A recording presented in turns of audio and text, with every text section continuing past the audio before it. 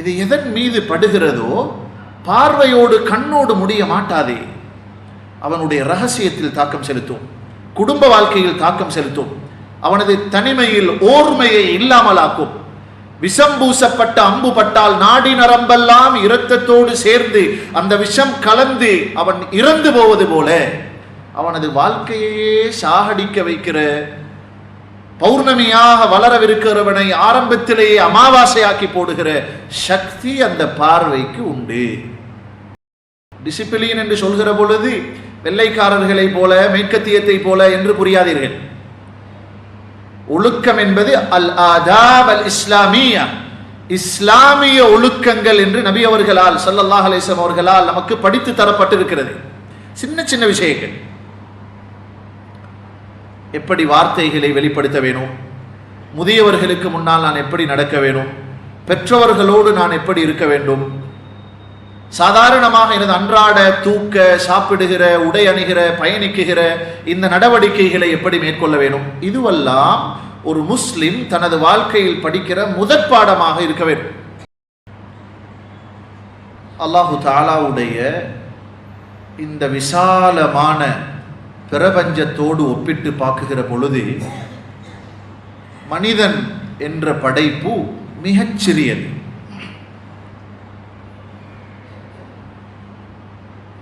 அதன் வாழ்நாளும் மிக குறுகிய வாழ்நாள். நம்மை விட பல 100 வருஷங்கள் வாழுகிற ஆயுட்காலம் கொடுக்கப்பட்ட ஏராளமான படைப்புகள் இருக்கின்றன. நம்மை விட பலத்தால், பருமனால் மிக வலிமையான பெருத்த ஏராளமான படைப்புகள் உள்ளன. அல்லாஹுடைய நல்லடியார்களே, எனினும் ஒரு வித்தியாசமான அல்லாஹுடைய தேர்வு இந்த மனிதனை சிறப்பானவனாக, கௌரவமானவனாக, படைப்புகளுக்கெல்லாம் விசேஷமானவனாக தெரிவு செய்து நம்முடைய இந்த சின்ன 60க்கும் 70க்கும் இடைப்பட்ட ஒரு குறுகிய கால வாழ்க்கையை நிரந்தரமான நிம்மதிக்கும் சந்தோஷத்திற்கும் இரண்டுக்குமே உரிய அந்த சுவர்க்கத்தை தயாரிப்பதற்கான வாழ்க்கையாக ஆக்கியிருப்பதனால் இந்த சின்ன வாழ்க்கையை, அற்பமான வாழ்க்கையை மறுமையோடு ஒப்பிடுகிற பொழுது பெருமதி மிக்கதாக ஆக்கி வைத்து விட்டார். நபியுல்லாஹி ஸல்லல்லாஹு அலைஹி வஸல்லம் இந்த உலக வாழ்க்கையின் சிறுமையை பற்றி சொன்னார்கள். மத்துன்யா ஃபில் ஆஹிரா, உலக வாழ்க்கையை ஆகிரத்தோடு ஒப்பிடுகிற பொழுது, ஆகிரத்துடைய இன்பங்கள் உலகத்துடைய இன்பங்கள், ஆகிரத்துடைய காலம் உலகத்துடைய காலங்கள் ஒப்பிடுகிற பொழுது இல்லா மிஸ்லு மா யஜ்அலு அஹதுக்கும் உஸ்புஅஹு ஃபில் யம் ஃபல்யன்துர் பிமா யர்ஜிஅ, உங்களில் ஒருவர் தனது விரலை கடலில் முக்கி எடுத்தால் அந்த விரலில் ஒட்டி இருக்குகிற தண்ணீரின் அளவு எவ்வளவு இருக்கும்? இந்த அளவை போலதான் ஆகிரத் என்ற கடலோடு ஒப்பிடுகிற பொழுது மனித வாழ்க்கையின் சந்தோஷங்களும் நாட்களும் நிமிஷங்களும் ஆயுள்களும் பெருமதியற்றது. ஆனால் ஆகிரத்தை தயாரிக்க வந்திருக்கிறோம் என்ற ரீதியில் இது மிக பெருமதியானது. இதன் ஒவ்வொரு வினாடியும் கோடிக்கணக்கில் பெருமதி உள்ளது. அதை மனிதன் நிச்சயமாக வாழுகிற பொழுது புரிவதே இல்லை. எப்பொழுது மனிதனுக்கு மரணம் வந்து பிடித்துக் கொள்கிறதோ அப்பொழுதுதான் அவன் இந்த உலக வாழ்க்கையின் பெருமதிகளை, நாட்களுடைய, வருஷத்துடைய, மாதங்களுடைய அல்ல, செகண்டுடைய, வினாடிகளுடைய பெருமதியை புரிகிறான். உலக வாழ்க்கையில் மனிதன் என்ற இந்த படைப்பிற்கு சில கட்டங்களை அல்லாஹ் ஏற்படுத்தி இருக்கிறான். 4 கட்டங்களை மனிதன் தாண்டுகிறான். முதலாவது துஃபூலியத் எனப்படுகிற சிறுபராயம். அதற்கடுத்து இளமை பருவம், ஷபாப். 3வது குஹூலியத், ஒரு நடுத்தர வயதை 40 பிந்துகிற பொழுது மனிதன் அடைகிறான். அதற்கடுத்து 50-55களுக்கு பின்னால் மரணம் வரைக்கும் ஷைஹூஹத் எனப்படுகிற வயோதிபத்தை அடைகிறான். பெரும்பாலும் மரணிக்குகிற மக்கள் இந்த 4 கட்டங்களை தாண்டித்தான் உலக வாழ்க்கைக்கு முடிவு சொல்கிறார்கள். இதை கொஞ்சம் கற்பனை செய்து பாருங்கள். விளக்குவதற்காக சொல்வதானால், ஒரு சந்திரனை போல பிறையாய் மனிதன் பிறக்கிறான், வளர்கிறான், பௌர்ணமியாக காட்சி தருகிறான், தேய்ந்து தேய்ந்து தேய்ந்து அமாவாசையாக மரணித்து போகிறான். சிறுபிள்ளையாக வளர்ந்தவன், வாலிபத்தில் துடித்தவன், அவனது வயோதிபத்தில் தேய்ந்து போய் மரணித்து போகிறான். கண்ணியமான சகோதரர்களே, இந்த வாழ்க்கை கட்டங்களில் மக்கள் அல்லது மனிதர்கள் எந்த கட்டத்தை சிறப்பானது என்று யோசிக்கிறார்கள்? இங்கு இருக்கிற நாம் மக்கள் எதை யோசிக்கிறோம்? மனிதனால் மிக விரும்பப்படுகிற பருவம் வாலிபத்துடைய கட்டம். அபுல் அதாஹியா என்று ஒரு கவிஞன் இருந்தார். கிழவனாகிய பின்னால், வயோதிபத்தை அடைந்த பின்னால் அவர் ஒரு கவி சொன்னான்.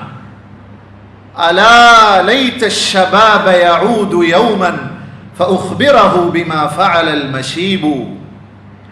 இதோ அந்த வாலிபம் எனக்கு கொஞ்சம் திரும்பி வரமாட்டாதா?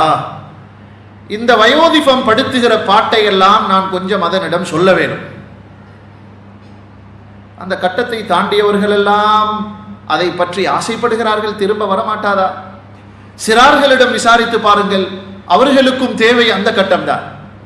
நானும் நானா மாதிரி ஆகிறேனே, எனக்கும் கொஞ்சம் வயசு போகட்டுமே, நானும் பொடியனாக ஆகின பின்னால பாருங்களேன் என்று வாலிபத்தை சிறார்களும் எதிர்பார்க்கிறார்கள், வயோதிபர்களும் கவலைப்படுகிறார்கள், ஆசைப்படுகிறார்கள். இங்கொன்றை சரியாக நன்றாக புரிய வேண்டும். அன்பான நல்லவர்களே, அல்லாஹ்வின் நல்லடியார்களே, ஒரு மனிதனுடைய வாலிபம் எவ்வளவு பக்குவமாக சிறப்பாக அமைகிறதோ அதை பொறுத்து தான் அவனது அடுத்த 2 கட்டங்களும் சிறப்பாகும். அது எந்த அளவுக்கு தூய்மையாக இருக்கின்றதோ அதை போலவே அவருடைய வயோதிபம் மிக தூய்மையாக இருக்கும். நான் இங்கு இந்த சில நிமிடங்களில் உங்களோடு பகிர்ந்து கொள்ள நினைப்பது, வாலிபம் பக்குவமானால் வயோதிபத்தை பக்குவப்படுத்தலாம். சரி, வாலிபம் பக்குவமாகுவதற்கு என்ன செய்ய வேண்டும்? அல்லாஹ்வுடைய நல்லடியார்களே, ஆச்சரியமான ஒரு திட்டத்தை அல்லாஹு தஆலா இஸ்லாமிய இந்த மார்க்கத்தின் மூலமாக நமக்கு வகுத்து தந்திருக்கிறார். அந்த திட்டம் இப்படி சொல்கிறது: ஒரு மனிதனுடைய வாலிபம் பக்குவமாக வேண்டும் என்றால் அவனுடைய இளமை பருவம், சிறு பிராயம், அது மிக ஒழுக்கம் நிறைந்ததாக வளர்க்கப்பட வேண்டும். எந்த அளவுக்கு ஒரு பிள்ளை ஒழுக்கமான சூழலில் வளர்கிறதோ அந்த அளவுக்கு அந்த பிள்ளையுடைய வாலிபம் சிறக்கும். வாலிபம் சிறத்து விட்டால் அதற்கு பின்னால் இன்ஷா அல்லாஹ் அது பௌர்ணமி தான். நான் இதை ஏன் தேர்வு செய்தேன் என்றால், நம்மிடம் ஒரு தவறான முடிவு இருக்கிறது. பலர் நினைக்கிறார்கள், ஒரு சின்ன வயசுல ஒரு 14 வயதை அடைவதற்கு முன்னாடி உள்ள காலங்களில் இவருக்கு படிப்பு கொடுக்க வேண்டும், அவனை எப்படியோ கனவு காண்கிறார்கள், அறிவு கொடுக்க வேண்டும், கல்வி கொடுக்க வேண்டும், நிறைய செலவழிக்கிறார்கள், நிறைய முயற்சி செய்கிறார்கள். எப்பொழுது அவன் கல்வி படிக்க வேண்டிய வயது வருகிறதோ, 18, 19 வயதாகிற பொழுது ஒழுக்கமில்லை ஒழுக்கமில்லை என்று சொல்கிறார்கள். இது நமது தவறு, திருத்தப்பட வேண்டிய இடம். அல்லாஹு தஆலா ஒரு மனிதன் பருவ வயதை அடைவதற்கு முன்னர் எந்த சட்டங்களையும் விதியாக்கவில்லை. இந்த அஹ்காம்களும் சட்டதிட்டங்களும் இளமை பருவத்திற்கு சொல்லப்படவில்லை. வெறுமனே ஆதாபுகள், ஒழுக்கங்கள், பண்பாடுகள், அஹ்லாக்குகள், இதுதான் ஒரு மனிதன் பருவம் அடைவதற்கு முன்னர் படிக்க வேண்டிய முதற்கல்வி. இஸ்லாமிய கல்விக் கொள்கையில், முஸ்லிம்களுடைய கல்விக் கொள்கையில் முதலாவது படி ஒழுக்கத்தை படிப்பது. இந்த நேரத்தில் நாங்கள் எதையோ படித்து கொடுக்க நினைக்கிறோம், அவன் படிக்க வேண்டிய காலத்தில் ஒழுக்கமில்லை என்று குறை சொல்கிறோம். நாமெல்லாம் இன்ஷா அல்லாஹ் நிறைய பேர் பிள்ளைகளை பெற்றவர்கள், பேரர்களை கண்டவர்கள். அல்லாஹ்வுடைய நல்லடியார்களே, நமக்கு தரப்பட்டிருக்கிற அமானிதங்களில் எல்லாம் மிகச்சிறந்த அமானிதமும், நாம் விட்டு செல்கிற நல்லடையாளங்களில் எல்லாம் மிகச்சிறந்த விரல் நல்லடையாளமும் நாம் கட்டி வைத்த மஸ்ஜிதுகள் அல்ல, நாம் உருவாக்கி இருக்குகிற கடைகள் அல்ல, தொழில் நிறுவனங்கள் அல்ல. இன்ஷா அல்லாஹ் என் பெயரோடு கியாமத் வரைக்கும் தொடரவிருக்கிற ஒரு சொத்து எனது பிள்ளைகள். துதஊன பிஅஸ்மாஇக்கும் வஅஸ்மாஇ ஆபாஇக்கும். கியாமத்துடைய நாளில் கூட மொட்டையாக யாருடைய பெயரையும் தனியாக சொல்லி கூப்பிடப்படுவதில்லை. பெற்றவர்களுடைய பெயரை சொல்லித்தான் அழைக்கப்படும். அந்த உறவை பிரிக்க முடியாது. அல்லாஹ்வுடைய நல்லடியார்களே, கண்ணியமான சகோதரர்களே, எனக்கென்று இருக்குகிற அந்த உறவை, அந்த சொத்தை நான் கண் குளிர்ச்சியான ஒரு சொத்தாக விட்டு விட்டு செல்ல வேண்டும் என்றால் என்ன செய்ய வேண்டும்? ஒன்று இருக்கிறது, பிள்ளைகள் விஷயத்தில் பெற்றவர்கள் காண்கிற சில கனவுகள். இவனுக்கு வசதியை செய்து கொடுத்து விட்டு நான் மௌத்தாகிவிட வேண்டும், எப்படியாவது இவனை ஒரு அறிவாளியாக ஒரு சமூகத்தில் அந்தஸ்து மிக்க ஒருவனாக மாற்றிவிட்டு வஃபாத்தாகிவிட வேண்டும் என்றெல்லாம் நிறைய கனவு காண்கிறோம். ஒரு முஃமின் ஒரு பிள்ளையை பற்றி காணுகிற கனவுகளில் இன்னும் ஒரு வார்த்தையில் சொல்வதானால், தான் மரணித்த பின்னால் தனது சொத்துக்களுக்கு பிள்ளை அனந்தரக்காரனாக மாறுகிறான்.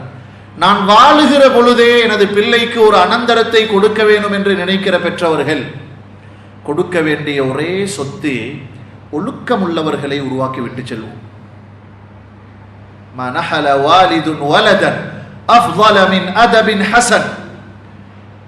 ஒரு பெற்றவன் வாழுகிற பொழுது பிள்ளைகளுக்கு கொடுக்குகிற மிகச்சிறந்த அன்பளிப்பு, வாழுகிற பொழுதே கொடுக்கிற ஒரு அனந்தரம் நல்லொழுக்கம். சின்ன சின்ன விஷயங்களில் இருந்துதான் சமூக மாற்றம் உருவாக்கப்பட வேண்டும். இன்று தலைகீழாக முயற்சிகள் நடக்கின்றன. மேலிருந்து கொண்டு ஃபர்துகளை திருத்த வேண்டும், ஃபர்துகள் செய்பவர்களை உருவாக்க வேண்டும் என்று யோசிக்கிறோம். அது மேல் ஸ்தானத்தில் உள்ளது. அப்துல்லாஹ் இப்னுல் முபாரக் ரஹிமஹுல்லாஹ் சொல்வார்கள், ஒரு சமூகத்துடைய மாற்றத்தை நோக்கிய பயணத்திற்கான ஒரு மிக முக்கியமான இடத்தை சொல்கிறார்கள்.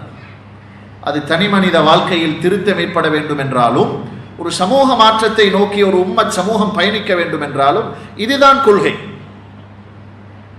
என்ன செய்ய வேண்டும் சொல்கிறார்கள்? முதலாக தனி மனித திருத்தத்திற்கும் சமூக மாற்றத்திற்கும் உரிய முதலாவது விஷயம், அவர்களின் ஒழுக்க நடவடிக்கைகள் மாற்றப்பட வேண்டும். இஸ்லாமிய ஒழுக்கம், டிசிப்ளின் என்று சொல்கிற பொழுது வெள்ளைக்காரர்களை போல மேற்கத்தியத்தை போல என்று புரியாதீர்கள். ஒழுக்கம் என்பது அல் ஆதாப் அல் இஸ்லாமியா, இஸ்லாமிய ஒழுக்கங்கள் என்று நபி அவர்களால் ஸல்லல்லாஹு அலைஹி வஸல்லம் அவர்களால் நமக்கு படித்து தரப்பட்டிருக்கிறது. சின்ன சின்ன விஷயங்கள். எப்படி வார்த்தைகளை வெளிப்படுத்த வேணும், முதியவர்களுக்கு முன்னால் நான் எப்படி நடக்க வேணும், பெற்றவர்களோடு நான் எப்படி இருக்க வேண்டும், சாதாரணமாக எனது அன்றாட தூக்க, சாப்பிடுகிற, உடை அணிகிற, பயணிக்குகிற இந்த நடவடிக்கைகளை எப்படி மேற்கொள்ள வேண்டும், இதுவெல்லாம் ஒரு முஸ்லிம் தனது வாழ்க்கையில் படிக்கிற முதற்பாடமாக இருக்க வேண்டும். உலகத்தில் பாருங்க, எந்த துறையில் யார் இருந்தாலும், அவர் வசதியானவராக இருக்கலாம், அறிவானவராக இருக்கலாம், மார்க்க தெளிவு பெற்றவராக இருக்கலாம், யாராக இருந்தாலும் அவரை நல்லவர் என்று சொல்வதற்கு எதையும் நாம் பார்ப்பதில்லை. அவர் சிரிக்கிறாரா? கண்ணியமான சகோதரர்களே, சிரிப்பது கூட ஒழுக்கம் என்பதை பிள்ளைகள், குழந்தைகள் எப்பொழுது பெறுகிறார்களோ, எப்பொழுது பெற்றவர்களிடமிருந்து படிக்கிறார்களோ, அப்பொழுதுதான் அந்த சமூகம் சிறக்க ஆரம்பிக்கிறது. சிரிப்பையும் மார்க்கமாக புரிய வேண்டும் என்று சொல்ல வருகிறேன். அல்லாஹ்வுடைய நல்லடியார்களே, சொன்னார்கள் அப்துல்லாஹ் இப்னு முபாரக் ரஹிமஹுல்லாஹ், இந்த சமூகத்தில் மன் தஹாவன பில் அதப், ஒழுக்க பண்பாடு விஷயங்களில் கவனம் இல்லாமல் அலட்சியம் செய்யப்படுமோ, ஊகிப பிஹிர்மானி சுனன், நபியுல்லாஹி ஸல்லல்லாஹு அலைஹி வஸல்லம் அவர்களுடைய சுன்னத்துக்கள் மீது இருக்குகிற அந்த பற்று அல்லது அந்த ஆசை கலட்டப்பட்டு தண்டிக்கப்படுவார். சுன்னத்துகள் சமூகத்தில் உருவாக வேண்டும் என்றால் சுன்னத்துகளில் முயற்சி செய்வதல்ல, கீழிருந்து வர வேண்டும். ஒரே அடியாக மேலேற யோசிக்க தேவையில்லை. ஒழுக்க விஷயங்கள் சரியாக இருக்கிறதா? ஒமன் தஹாவன பிஸ்ஸுனன், சுன்னத்துக்களில் பொடுபோக்கு ஏற்பட்டால் ஊகிப பிஹிர்மானில் ஃபராயிர், அல்லாஹ்வுக்கு செய்ய வேண்டிய கடமைகளில் ஃபர்லான விஷயங்களில் அவருக்கு இருக்கிற அந்த ஆர்வம் பறிக்கப்பட்டு தண்டிக்கப்படுவார். உலகத்தில் அவருக்கு கொடுக்கிற தண்டனை அதுதான். ஒமன் தஹாவன பில் ஃபராயிர், யாருக்கு ஃபர்துகளிலும் கவனம் இல்லாமல் அலட்சியம் உண்டாகுமோ ஊகிப பிஹிர்மானில் மஅரிஃபா, அல்லாஹ்வுக்கும் அடியானுக்கும் இடையிலான அந்த உறவு துண்டிக்கப்பட்டு விடும். அல்லாஹ்வுக்கும் அடியானுக்கும் இடையில் உண்டான அந்த உறவை முறையாக பேண நினைக்கிற ஒருவர் கீழிருந்து போக வேண்டும். என்னிடம் ஒழுக்க விஷயங்கள் பண்பாடுகள் முறையாக இருக்கிறதா, இன்ஷா அல்லாஹ் சுன்னத்துகளில் ஆர்வம் பிறக்கும். சுன்னத்துக்களில் ஆர்வம் இருக்கிறதா, ஃபர்துகளில் கவனம் பிறக்கும். ஃபர்தில் கவனம் இருக்கிறதா, அல்லாஹ்வோடு இணைய ஆரம்பிப்பார். அதில் ஒரு இன்பம் உருவாகும். அதற்காக சிரமப்படுவதில் அவர் இன்பம் காணுவார். அல்லாஹு தஆலா பரிசுத்தமான குர்ஆனில் இந்த சிறார்களோடு பேசுகிற சிறார்கள் விஷயத்தை பற்றி சொல்கிற பொழுதெல்லாம் சட்டங்கள் எதையும் பேசாமல் வெறுமனே இந்த ஒழுக்க விஷயங்களை பேசுவதை அவதானிக்கலாம். பாருங்க, கணவன் மனைவியாக நாம் வீட்டுள்ளுக்கு இருக்கிறோம். நமது பிள்ளைதான் நமது அறைக்குள் வருவதாக இருந்தால் அனுமதி கேட்டுவிட்டு வரட்டும். இதை அல்லாஹு தஆலா எங்களுக்கு படித்து தருகிறான். உங்களோட பிள்ளைகளுக்கு இதை சொல்லிக் கொடுங்க. யா அய்யுஹல்லதீன ஆமனு, ஈமான் கொண்டவர்களே, லியஸ்தஅذின்குமுல்லதீன மலகத் ஐமானுக்கும் வல்லதீன லம் யப்லுகுல் ஹுலும மின்கும் 3 மர்ராத், உங்களது அடிமைகள், வலக்கரம் சொந்தமாக்கிய அடிமைகள் இந்த காலத்தில் கிடையாது. வல்லதீன லம் யப்லுகுல் ஹுலும், பருவத்தை அடையாத சிறார்கள். லியஸ்தஅذின்கும், நீங்கள் இருக்கிற இடத்திற்கு வருவதாக இருந்தால் வரவா வாப்பா என்று சலாம் சொல்லி அனுமதி கேட்டுவிட்டு வரட்டும். இதை ஏன் சொல்ல வேணும்? ஒரு பிள்ளையுடைய, ஒரு மனிதனுடைய தலையெழுத்தை சில விஷயங்கள் தீர்மானிக்கும். அதில் மிக முக்கியமாக அவனது ஐம்புலன்களோடு சம்பந்தப்படுகிற 3 விஷயங்கள் உள்ளன. இது மார்க்கமும் தான், மனோயியலும் தான். ஒன்று, ஒரு மனிதன் எதை அதிகமாக பார்க்கிறானோ அது அவனது தலையெழுத்தை மாற்றி போடும். இரண்டாவது, அவன் எதை அதிகமாக கேட்கிறானோ அதுவும் அவனது தலையெழுத்தில் நிச்சயமாக பங்களிக்கும். மூன்றாவது, அவன் எதை பேசுகிறான், எதை பார்க்கிறான், எதை கேட்கிறான், எதை பேசுகிறான். அல்லாஹ்வுடைய நல்லடியார்களே, பார்வை என்பது சாதாரணமானதல்ல. தாய் தந்தை கணவன் மனைவியாக இருக்குகிற அந்த சூழலில் ஒரு பிள்ளை பிள்ளையாக இருக்கிற பொழுது சில விஷயங்களை பார்க்க கூடாதான். நமது பார்வைக்குத்தான் அவனுக்கு 3 வயது, அவனுக்கு 5 வயது. ஒவ்வொரு குழந்தைகளும், ஒவ்வொரு பிள்ளையும் ஒரு சிசிடிவி கேமராவை போல அவர்கள் அவதானித்துக் கொண்டே இருப்பார்கள். எப்பொழுது தேவைப்படுகிறதோ அப்பொழுது அதை வெளிப்படுத்துவார்கள். குழந்தைகள் எப்பொழுதும் கெட்ட வார்த்தைகளை பேசுவதில்லை, கேட்ட வார்த்தைகளைத்தான் பேசுகிறார்கள். இதுபோல அவர்கள் செய்வதும், அவர்களது நடவடிக்கைகளும், செயலும், சொல்லும், அவர்களது பார்வையும், கேள்வியும், சொல்லும் தீர்மானிக்கிறது. அல்லாஹ்வுடைய நல்லடியார்களே, பிள்ளைகள் பார்க்கக்கூடிய பார்வைகளை வீட்டுச் சூழலில் சுத்தப்படுத்துவோம். இது நாம் பிள்ளைகளுக்கு செய்கிற மிகப்பெரிய பேருபகாரம். நான் ஆரம்பத்தில் சொன்னது போல இதைவிட சிறந்த அன்பளிப்பை நாம் அவர்களுக்கு பெற்றுக் கொடுக்க முடியாது. கல்விமான்களாக ஆக்குவது இரண்டாவது. அவர்களின் பார்வைகள் தூய்மையாகிற விதத்தில் நமது சூழல், நமது வீட்டுச் சூழல், நமது சமூக சூழல் இது உண்டாக்கப்பட வேண்டும். இதில் வீடாக, ஊராக கவனம் செலுத்தப்பட வேண்டும். கவலையான விஷயம், இன்றெல்லாம் பெற்றவர்கள் குடும்பமாக அமர்ந்து கொண்டு 4 நிமிட கதையை 4 மாதத்திற்கு நாடகம் என்ற பெயரில் காட்சிப்படுத்தப்படுகிறது. டிராமா.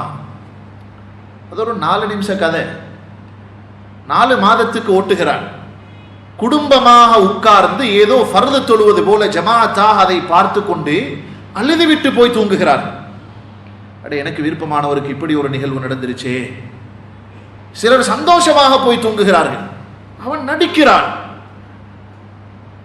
அவனது நடிப்பு இவனது நடப்பாக மாறுகிறது. அன்பான அல்லாஹ்வுடைய நல்லடியார்களே, பார்வைகள் எதை சொல்கிறதோ அது கனவாக நனவாக அவனது ஒவ்வொரு கட்டத்திற்கும் அது அது அது அதாவது தாக்கம் செலுத்த ஆரம்பிக்கிறது. சாதாரண விஷயமாக நினைக்காதீர்கள். சில பொழுது அசிங்கங்கள் கூட சாதாரணமானது என்ற இடத்திற்கு அந்த பார்வைகள் கொண்டு வந்து நிறுத்தும். உலகத்தில் ஷைத்தான் பயன்படுத்துகிற ஆயுதங்களில் நபியுல்லாஹி ஸல்லல்லாஹு அலைஹி வஸல்லம் சொன்னார்கள், அவன் விஷம் பூசிய ஒரு அம்பை வைத்திருக்கிறானாம். ஏன் விஷம் பூசிய அம்பு என்று சொல்கிறார்கள் என்றால், சாதாரண அம்பு பட்டுவிட்டால் இடத்தில் காயம் வரும், மருந்து பூசினால் ஆறிப்போகும். விஷம் பூசப்பட்ட அம்பு என்று ஒரு பாவத்தை சொன்னார்கள், ஒரு ஆயுதத்தை சொன்னார்கள். ஷைத்தானுடைய ஒரு ஆயுதம் அது. அதுதான் பார்வை. இது எதன் மீது படுகிறதோ பார்வையோடு கண்ணோடு முடிய மாட்டாதே. அவனுடைய ரகசியத்தில் தாக்கம் செலுத்தும், குடும்ப வாழ்க்கையில் தாக்கம் செலுத்தும், அவனது தனிமையில் ஓர்மையை இல்லாமலாக்கும். விஷம் பூசப்பட்ட அம்பு பட்டால் நாடி நரம்பெல்லாம் இரத்தத்தோடு சேர்ந்து அந்த விஷம் கலந்து அவன் இறந்து போவது போல அவனது வாழ்க்கையே சாகடிக்க வைக்கிற, பௌர்ணமியாக வளரவிருக்கிறவனை ஆரம்பத்திலேயே அமாவாசையாக்கி போடுகிற சக்தி அந்த பார்வைக்கு உண்டு. சில ஹராம்களுடைய இன்பத்தை சிறுபிராயத்திலேயே ஊட்டி விடுகிறோம். அதனால் ஏற்படுகிற நட்டம், ஹலாலுடைய இன்பங்கள் பிள்ளைகளுடைய உள்ளத்தில் அதாவது குடிகொள்வதில்லை. இப்னுல் கையிம் ரஹிமஹுல்லாஹ் சொல்கிறார்கள், சிலர் ஆபாசமான அசிங்கமான பாடல்களை கேட்பதில் இன்பம் பெற்றிருக்கிறார்கள். யாரு பார்க்காவிட்டாலும் பார்த்தாலும் அவருக்கு அதை கேட்டுக்கொண்டே இருக்க வேண்டும். இசைகளுக்கு அடிமையானவர்கள், அசிங்கமான பாடல்களுக்கு அடிமையானவர்கள். சொல்கிறார்கள் இப்னுல் கையிம் மதாரிஜுஸ் சாலிகீன் என்ற தனது நூலில் எழுதுகிறார்கள், யாருடைய காது, யாருடைய உள்ளம் இந்த இசைக்கும் அசிங்கமான பாடல்களுக்கும் அடிமையாக இருக்கிறதோ அவர்களிடம் போய் கேட்டு பாருங்கள், கடைசியாக எப்பொழுது நீங்கள் குர்ஆனை கேட்டீர்கள்? யாருக்கு இதில் இன்பம் இருக்கிறதோ குர்ஆனுடைய இன்பம் பறிக்கப்பட்டே தீரும்.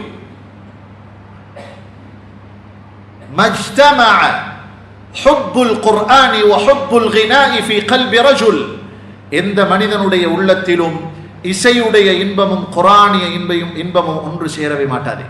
இது இருந்தால் அது இருக்கும், அது இருந்தால் இது இருக்க மாட்டாது.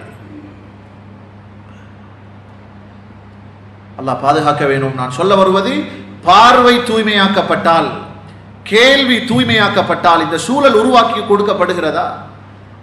அவர்களது வார்த்தைகள் தூய்மையாக்கப்பட வேண்டும்.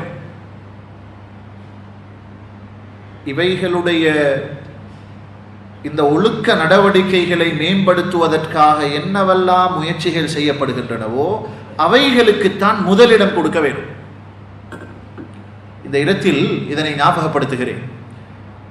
நம்முடைய குழந்தைகள், பிள்ளைகளில் உண்மையிலேயே மஸ்ஜிதுக்கு சென்று ஒரு உஸ்தாதுக்கு முன்னால் அல்லது முஅல்லிமாவுக்கு முன்னால் அமர்ந்து எனது பிள்ளை குர்ஆனை படிக்கிறானா, ஒழுக்கத்தை படிக்கிறானா, இதை கொஞ்சம் நீங்களாக கேட்டு பாருங்கள். உலகத்தில் எந்த துறையையும் வீட்டிலே உட்கார வைத்துக் கொண்டு ஆசிரியர்கள் அழைத்து படிப்பிப்பதில்லையே. எந்த கல்வியையும் நாம் ஆன்லைனில் தொடர விரும்புவதில்லையே. கண்ணியமான சகோதரர்களே, மியான்ஜி அல்லாமா அபுல் ஹசன் நத்வி ரஹிமஹுல்லாஹ் மிகப்பெரிய சமூக ஆய்வாளர், ரிஜாலுல் ஃபிக்ரி வத்தாவா என்ற தனது நூலில் இந்த செய்தியை சொல்கிறார்கள். வேறெந்த சமூகத்திலும் இல்லாத இஸ்லாமிய சமூகத்துக்கு மாத்திரம் வழங்கப்பட்ட ஒரு சோசியல் மீடியாவை போல ஒரு சமூக அதாவது தொடர்பாடல் மையம்தான் குர்ஆனுடைய மதரசாக்கள். இதை சிறிசாக இன்றைக்கு நாம் ஆக்கிட்டோம். எழுதுகிறார்கள், வேற எந்த சமூகத்திலும் இப்படி கிடையாது. ஒவ்வொரு நாளும் ஒவ்வொரு வீட்டிலிருந்தும் சிறுவர்கள் அந்தந்த ஊரில் இருக்கிற மஸ்ஜிதை நாடி தேடி வந்து கால் மடித்து வுதுவுடன் உட்கார்ந்து ஒழுக்கத்தையும் குர்ஆனையும் படித்துக் கொள்கிற இந்த தொடர்பாடல் வேறெங்கும் கிடையாது. எந்த சமூகத்தில் எந்த ஊரில் இது இல்லாமல் ஆகுமோ அவர்களுடைய வார்த்தை முர்த்தத்துகளை எதிர்பாருங்கள். சில விஷயங்கள் சின்ன வயசில் தான் புகுத்தப்பட வேண்டும். நம்மில் பலருக்கும் அனுபவம் உண்டு. கண்ணியமான அல்லாஹ்வுடைய நல்லடியார்களே, இஸ்லாத்துடைய மகத்துவம், குர்ஆனுடைய மகத்துவம் சிறுபிராயத்திலிருந்தே நாம் பழகி இருக்கிறோம். எப்படி குர்ஆன் மதரசாவுக்கு செல்லுகிற பொழுது உது செஞ்சியா என்று ஒரு பெற்றவர் கேட்கிறார். வேறெங்கு செல்லும் பொழுதும் இந்த கேள்வி வருவதில்லை. குர்ஆனை நெஞ்சோடு அணைத்துக் கொண்டு சுமந்து செல்கிறோம், முதுகில் அடித்துக் கொண்டு செல்வதில்லை. குர்ஆனுடைய ஒரு தாள் பாதையில் விழுந்திருந்தால் யாரு போட்டுட்டு போனாங்களோ தெரியாது என்று யோசிக்கிறோம். அதை வேறு எந்த கல்வித்தாள்கள் இருந்தாலும் அதை பற்றி பொருட்படுத்துவதில்லை. ஒரு மரியாதையான உணர்வை அன்றே இஸ்லாமிய உம்மத் புரிந்தது. சையதுனா உமர் இப்னுல் கத்தாப் ரலியல்லாஹு அன்ஹு தனது ஆட்சி காலத்தில் இந்த மாதிரியான கதாதீபுகளை, குர்ஆனுடைய மதரசாக்களை, மக்தபுகளை சம்பளம் கொடுத்து உஸ்தாதுகளை நியமித்து அவர்களுக்கென்று பாட நேரங்களை எல்லாம் வகுத்து வைத்திருந்ததை இப்னு கதீர் ரஹிமஹுல்லாஹ் எழுதி இருக்கிறார்கள். நாம் சொல்ல வருவது, ஒழுக்கங்கள் படிக்கப்பட வேண்டிய இடம் இஸ்லாமிய மையங்களான மஸ்ஜிதுகள். இங்கிருந்து செல்ல வேணும், பெற்றவர்கள் அதற்கு துணை புரிய வேண்டும். இதை புரிந்து கொண்டாலே பெரிய விடயம். அல்லாஹ்வுடைய நல்லடியார்களே, நமது பிள்ளைகளை நாம் விட்டு செல்கிற பொழுது நபியுல்லாஹி ஸல்லல்லாஹு அலைஹி வஸல்லம் சொன்னது போல, நீ விட்டு செல்கிற நல்லடையாளங்களில் உனது மௌத்துக்கு பின்னால் உனக்கு வந்து சேருகிற 3 விஷயங்கள் இருக்கின்றன. அந்த 3இல் ஒன்றுதான் வலதுன் சாலிஹ் யதுஊ லஹ். அந்த மையத்துக்காக, அந்த பெற்றவருக்காக துஆ செய்கிற சாலிஹான பிள்ளை. இங்கு வலதுன் ஆலிம், அறிவார்ந்த பிள்ளை அல்லது வேறு ஒரு வார்த்தையை சொல்லவில்லை. சாலிஹான, மார்க்க விழுமியங்கள் நிறைந்த, ஒழுக்க அதாவது பண்பாடுகள் நிறைந்த, அஹ்லாக்குகளோடு வாழுகிற இப்படிப்பட்ட பிள்ளைகள் உங்களுக்காக துஆ செய்கிற பொழுது நிச்சயமாக அந்த பிள்ளைகள் நீங்கள் விட்டு சென்ற சொத்துக்கள். ஆக அல்லாஹ்வுடைய நல்லடியார்களே, நமது பிள்ளைகள் எதை பார்க்கிறார்கள், எதை கேட்கிறார்கள், எதை பேசுகிறார்கள், இந்த 3 மனிதனுக்கு வழங்கப்பட்டிருக்கிற 5 புலன்களும் உள்ளத்தோடு தொடர்புடையது. நேரடி தொடர்பு இதற்கும் உள்ளத்திற்கும் தான். எதை கேட்கிறோமோ அதற்கும் உள்ளத்துக்கும் சம்பந்தம் உண்டு, எதை பேசுகிறோமோ அதற்கும் உள்ளத்திற்கும் சம்பந்தம் உண்டு, எதை பார்க்கிறோமோ அதற்கும் உள்ளத்துக்கும் சம்பந்தம் உண்டு. இந்த 3 வழிகளும் மனிதனை கெடுப்பதற்கும் திருத்துவதற்கும் இந்த உள்ளத்தோடு சம்பந்தப்படுகிற முக்கிய 3 வழிகள். இவைகளை திருத்துவதற்கான முயற்சிகள் வீட்டு சூழலில் உருவாக்கப்பட வேண்டும்.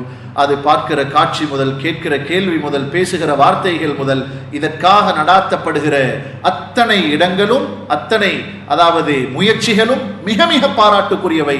ரசூலுல்லாஹி ஸல்லல்லாஹு அலைஹி வஸல்லம் இந்த ஒழுக்கத்தை பெரியவர்களான சஹாபாக்களுக்கு கூட போதித்திருக்கிறார்கள். ஒரு சஹாபி முடிவாராமல், தலை முடிவாராமல், சீவாமல் வந்து அமர்ந்திருந்தார். சஹீஹ் அபூ தாவூதில் இருக்கிறது. அஃபலா யஜிது அஹதுக்கும் மிஷ்தன் யம்தஷிது பிஹ். உங்களோட தலைமுடியை வார்ந்து கொள்வதற்கு ஒரு சீப்பு இல்லையா உங்களுக்கு என்று கேட்டார்கள். இன்னும் ஒருவர் செக்கச்சவேர் என்ற ஆடையோடு வந்து அமர்ந்திருந்தார். இது என்ன ஆடை இது? அதாவது ஆண்களுக்கு இந்த ஆடை அவ்வளவு பொருத்தமானதல்ல என்பது போல சின்ன சின்ன விஷயங்கள். நமது குழந்தைகளுக்கு ஃபர்ரிகு பைனல் மதாஜி', 7 வயதாகிவிட்டால் அவர்களது படுக்கைகளை பிரியுங்கள். இது சின்ன பாடம் அல்ல. தூங்குகிற பொழுது 7 வயதான உணர்வுகளுக்கு அப்பாற்பட்ட ஒரு பிள்ளை, அவர்களை கூட ஆண் பெண்ணாக அல்லது ஆண் ஆணாக ஒரே பெட்டில், ஒரே அதாவது படுக்கையில் தூங்க வைக்க வேண்டாம், பிரித்து போடுங்கள். ஒழுக்கங்களாக நமக்கு சொல்லி தந்தவைகளில் நிச்சயம் கவனம் செலுத்துவோமாக இருந்தால் அவர்களது வாலிபம் சிறக்கும், வாலிபம் இன்ஷா அல்லாஹ் சிறப்பாகிவிட்டால், பக்குவமாகிவிட்டால் அவர்களது அடுத்தடுத்த கட்டங்கள் சிறப்பாகும். ஆகவே சமூக மாற்றமும் தனிமனித மாற்றமும் முதற்படியாக ஒழுக்க விழுமியங்களில் இருந்து துவக்கப்பட வேணும். அல்லாஹ் தாலா ரசூல் ஸல்லல்லாஹு அலைஹி வஸல்லம் அவர்களுக்கு கல்வியையும் கொடுத்தான், ஒழுக்கத்தையும் கற்றுக் கொடுத்தான் என்று ஹதீஸ் சொல்கிறது. நம் அனைவர்களும் அந்த போதனைகளை பின்பற்றி வாழுகிற சமூகம். அல்லாஹ் தாலா நமது குழந்தைகளையும் நமது பிச்சலங்களையும் ஒழுக்கம் நிறைந்த நல்லோர்களாக ஆக்கியருள்வானாக. வ ஆகிரு தஅவானா அல்ஹம்துலில்லாஹி ரப்பில் ஆலமீன்.